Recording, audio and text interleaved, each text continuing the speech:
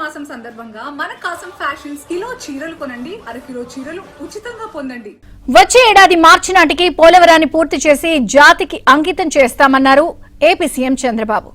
YCP ప్రభుత్వం గేట్లు మార్చడం కాదు, కొట్టుకుపోయినా పట్టించుకోలేదని విమర్శించారు. కులాల మధ్య చిచ్చుపెట్టి లబ్ధి పొందాలని చూసేవారిని ఉపేక్షించబోమని హెచ్చరించారు చంద్రబాబు.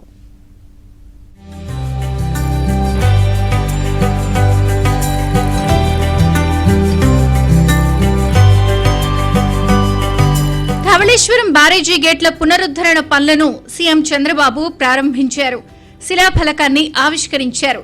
2014-19 మధ్యకాలంలో ధవళేశ్వరం బ్యారేజీకి 58 కొత్త గేట్లను అప్పటి టీడీపీ ప్రభుత్వం అమర్చింది. సిడబ్ల్యూసీ సూచనల మేరకు ఇప్పుడు మిగిలిన 117 గేట్లకు కొత్త గేట్లను అమర్చే పనులకు కూటమి ప్రభుత్వం శ్రీకారం చుట్టింది. ఇందుకోసం దాదాపు 153 కోట్ల రూపాయల ఖర్చు చేస్తున్నారు. ధవళేశ్వరం కాటన్ బ్యారేజీ ద్వారా 10 లక్షల ఎకరాలకు సాగునీరు అందుతోందని సీఎం చంద్రబాబు చెప్పారు.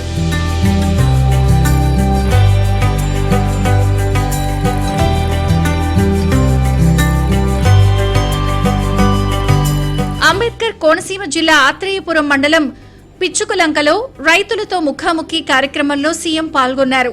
ధవళేశ్వరం బ్యారేజీని గొడ్డలి పార్టీ నిర్లక్ష్యం చేసిందని చంద్రబాబు విమర్శించారు. కాటన్ బ్యారేజీ గేట్లను మార్చలేదని, కొట్టుకుపోయినా పట్టించుకోలేదంటూ వైసీపీపై మండిపడ్డారు.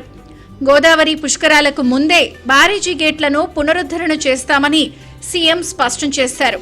పుష్కరాలకు ముందే పోలవరాన్ని జాతికి అంకితం చేస్తామని ప్రకటించారు. ఆంధ్రప్రదేశ్ జీవనాడిగా నేను భావించి 72% పనులు పూర్తి చేశాం.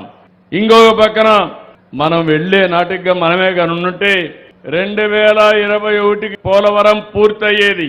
ఒక పక్కన రాజమహేంద్రవరం పేరు కూడా పోయిన పుష్కరాలు నేనే పెట్టా. ఇంకొక పక్క కొవ్వూరు, ఇంకొక పక్క పోలవరం వరకు వెళ్తే పోలవరం కూడా నా పూర్వజన్మ సుకృతంగా భావిస్తున్నా. ఆ ప్రాజెక్ట్ ని స్పీడ్ గా అమలు చేయడమే కాకుండా పూర్తి చేసి జాతికి అంకితం చేసే అదృష్టం నాకు రావడం ఇది ఒక అదృష్టంగా నేను భావిస్తున్నా. సంక్షేమ కార్యక్రమాలతో పాటు అభివృద్ధిని పరుగులు పెట్టిస్తున్నామని సీఎం చెప్పారు. గోదావరి పుష్కరాలను అత్యంత వైభవంగా నిర్వహిస్తామన్నారు. బ్లేడ్ బ్యాచ్, గంజాయి బ్యాచ్ కంటే గొడ్డలి పార్టీతోనే సమస్య ఉందన్నారు ముఖ్యమంత్రి చంద్రబాబు. కులాల మధ్య చిచ్చుపెట్టి లబ్ధి పొందాలని చూసినా, ఆడపిల్లల జోలికొచ్చినా ఎట్టి పరిస్థితుల్లో ఉపేక్షించబోమని చంద్రబాబు హెచ్చరించారు. కానీ ఈ రోజు రాష్ట్రంలో జరిగేది మీరు చూస్తే ఎక్కడా సమస్యలు లేవు. వీళ్ళకి ఏమీ చెప్పలేరు, విమర్శించలేరు.